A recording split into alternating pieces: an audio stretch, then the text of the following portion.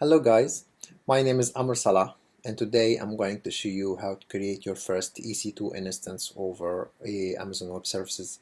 We are going to talk basically about 3 points in here, how to create your first instance, how to update the repository, and then how to install the web server.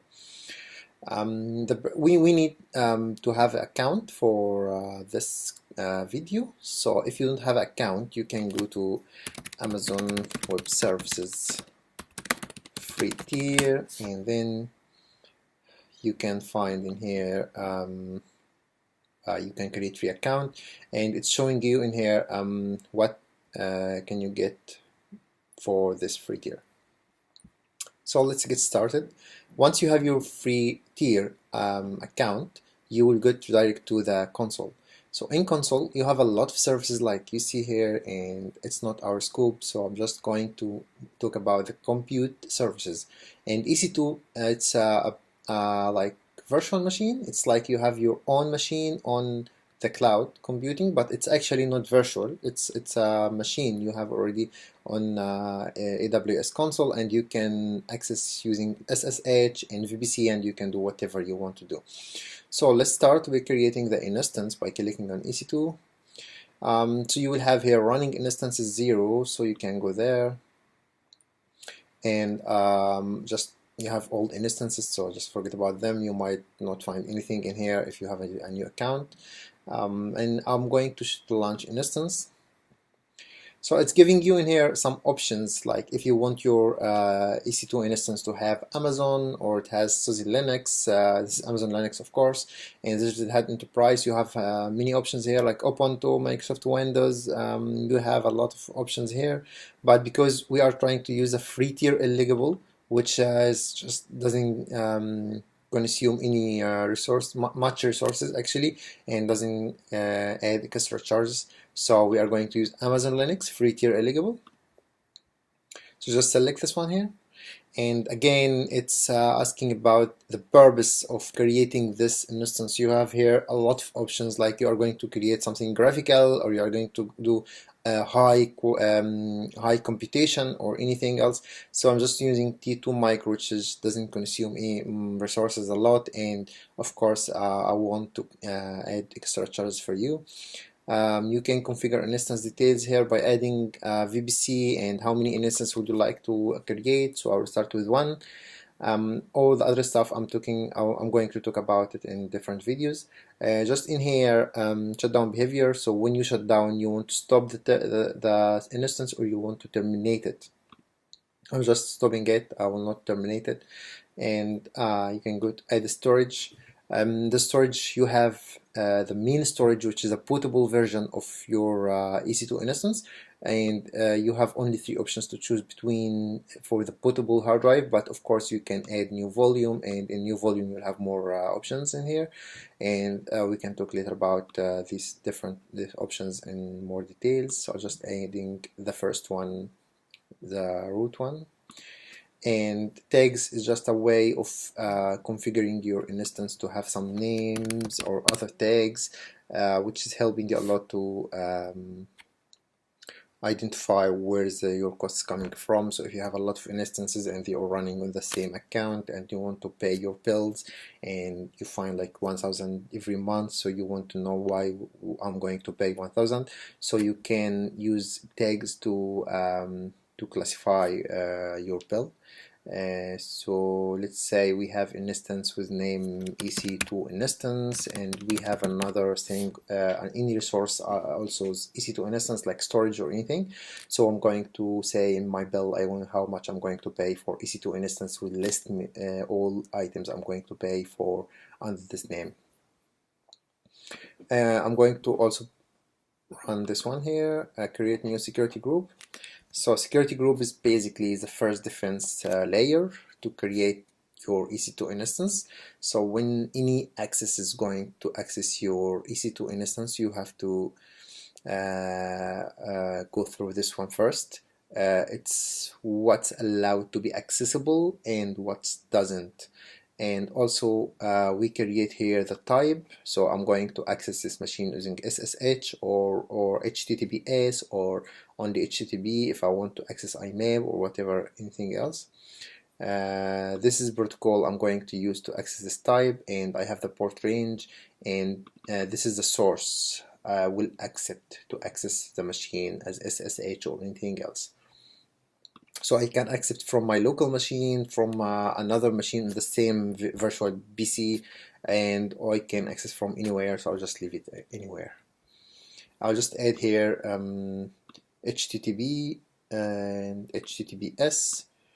It's recommended to use, and of course it's not recommended to use SSH, but because we need to access our EC2 instance now, so we will use it. I'm going to give it name like EC2 instance security group, and I'll give the description, and I'll hit review and launch. So in review and launch, it will give you all the details you have entered, and you can review and say launch. In here, it will ask you about the key. So the key is a way of protecting your instance from being accessed as SSH. So the only one who can access SSH if it's enabled on security group is the one who has the key.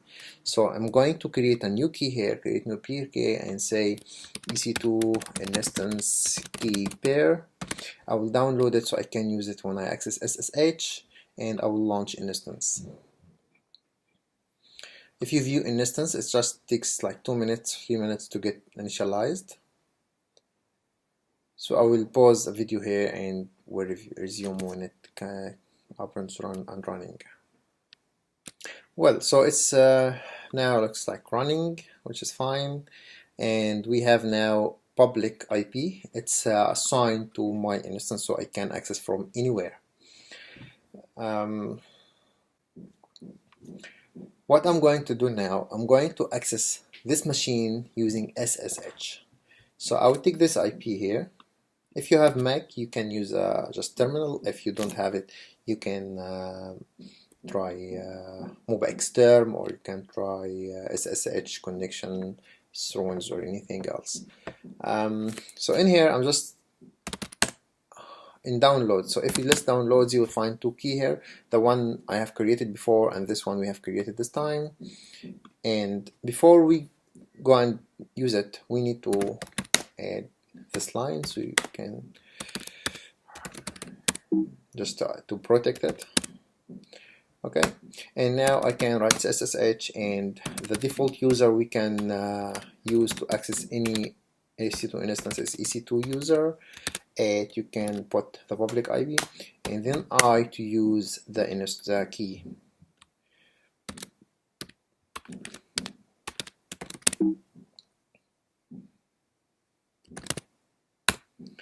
Okay, so it's asking, are you sure you want to continue connection? Yes, of course. Now you are already in your machine, and you say Amazon Linux AMI, so you have already accessed your machine. It's recommended to run sudo yum update. So sudo is to run as a root or administrator. Yum is the repository you use to install anything you want, and update just to update the repository. So first we are going to do some sudo yum update, and it's also asking you again, is this okay? Yeah, it's okay.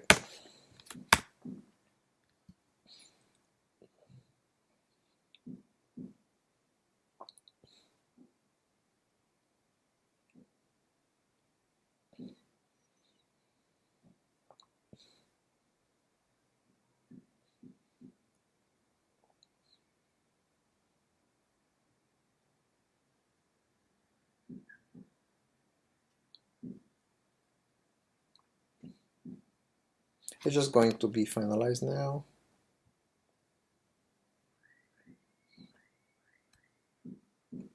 Awesome. So now what are we going to do is to install web application server. We have already now EC2 instance up and running, and its repository is updated, and we need to create our first web app server on this EC2 instance and end-to-end page to be accessible. So I'm going to use sudo as well again, and to say yum install httpd. So this is for Apache Webserver. and this will install. Yes. Okay, so if we go now to cd to the var www, yep, if we listed this one, you'll find HTML folder, so you go to HTML folder, and if you list it, you will find nothing in here. So I'm going to create index HTML using nano editor.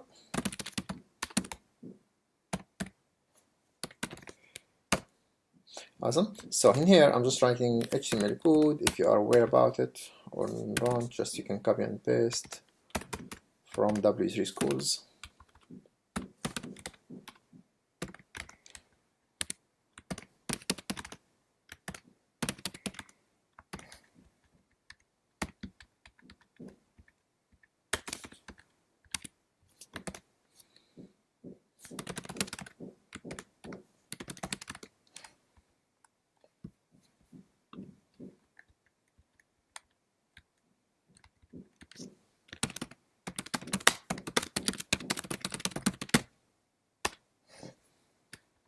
And I'm going to add a body.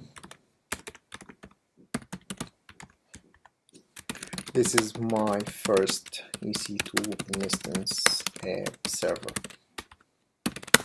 And Control X to close your Mac and save, and then you can restart your server.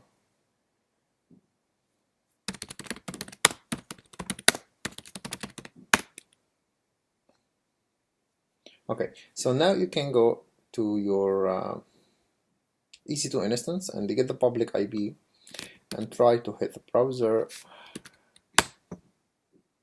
Okay, so it's still the page is not there.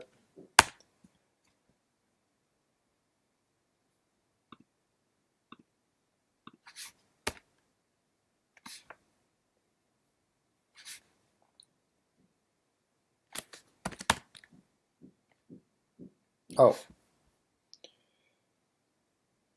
so we have created this index l.html, so we can come here and say index l.html. Congratulations! So by now we have just done our first EC2 instance, and we have created our application server and run this HTML page. Thank you for watching. If you think this video is useful, please subscribe here and follow me for more videos about AWS. Thank you.